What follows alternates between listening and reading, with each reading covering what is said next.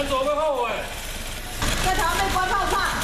網紅孫安佐漸漸拋出家己製作噴火槍的影片，扣收押，檢警繼續追查，起碼閣標出愈濟內部。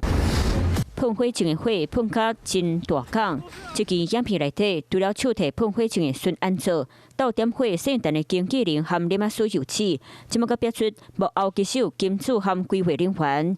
根據平面媒體報道，原來孫安佐要佇咧月底舉辦賣獎見面會，敢若金主出2萬塊上這個活動，想要拼聲量。我是就負責做他的拍攝剪輯跟部分企劃的。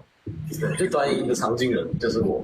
安佐他堅持進行這樣的拍攝，所以我們就利用他這個特殊的素材去做結合宣傳公益的部分。那是也是這個協會出資嗎？沒有啊，這完全是不一樣的事情。只是這個影片背後到底牽涉偌濟人？深頭仔孫安佐閣講代志無遐嚴重，檢警過路手機影和相關金流繼續追查。主要是要釐清支付給孫安佐的款項跟違法測試危險物品之間是否有直接的對價跟教唆關係，借此來鞏固全案的犯罪事實。若是民眾有違法的器具，佮使用拍片傳到網絡，就可能將做煽動者。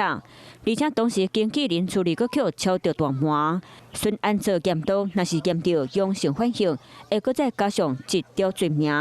噴火槍事件繼續探燒。